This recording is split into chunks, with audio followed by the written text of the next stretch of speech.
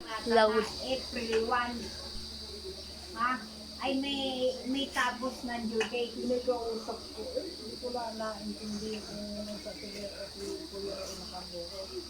Kasi dahil wala ka nasa buhos, yun wala umalis. Ito yung kita. Ano ba yung iisip mo? Yung akong tao lahat ng mga kahit na ina. Kasi nakakaintindi mo sa dami. Wala sa akin, marama. Mag-drive ka, matulog ka naman. Hindi, huwag ka mag-isip. Hindi nga mawala sa isip ko. Hindi ako nakakatulog. Naiintindihan mo ka, ate. Tita. Matulog ka. Matulog ka. Sabi ko. Sabi, hindi nga. Away lang sila. Ako natulog ang isip ko. Ang dati, ang dami. Takin yan. Takin yan. Isipin mo. Ay. Tatabihan kita. Takin yan. Magkatabi. Sabi ko pa. Isipin mo. Tapos yung sa responsibilidad na siya magiging Tatay. Napakahina naman. Hindi naman sila eh. at Hindi saka, tulong-tulong. at saka ang laki nga ng kontrata sa solar. Alam mo ba, milyon yun. Ang kasi milyon. Tapos ay nalabasan ko pang pinagmumura nitong si, itong si matangkad mo. Si Joseph, Oo, saka yung si isa. matangkad na isa Hanggang pa gabi nila. ay walang kain sa matandang kapatid. Hindi Ay. na ako makakatulog, mumurahin pa ninyo. Ay,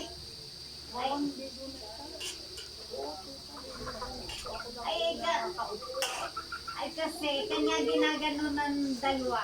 Nagmamadali na yung dalawa. matutulog naman ako, sabi niya. Ay, sabi niya dalawa. Lagi nakatunga nga, lagi nakagayon, ayaw pa ikaw kumilos. Oh, naman yung gayon, nakakaawa naman. Tita na si Mami. Ay, liligo, pinaliligo na. Hmm? Ay, ako galing siya. Mamadali na. Comment. Comment na.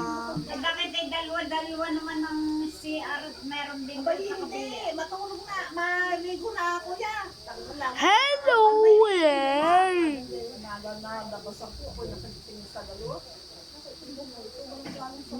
Hindi alam mo na-shock yun noong sumigaw ako sa bahay na emergency. Ay, bukas agad ang kuha ang susi dyan. Kinuhang barat ambulance. Ha? Tapos, nung makita nung binababa na sa ospital, parang hindi na siya makalakad. Yan ba sa anak kita niyo? Sino? Si sa baba. Kami tigbalan ko sa inyo. Sabi ko Yan, pero ano? Gusto ko na pinag-umanan. Ha? Ako kinikilabutan na tinero doon. Pag napunta doon sa inyo, ibigay step by step. Kasi hindi papuntang kawayanan.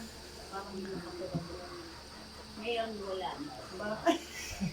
Pinalayas na. Paano mo nasabi? Lito. Ay, pinagamot pa. Meron doon. Kinikilabutan ako, kaya pag napunta doon, hindi ako na, kahit doon natin. Tigbalang doon nakatira. Sa may kwarto doon. Kanya ako yung nagbubuan.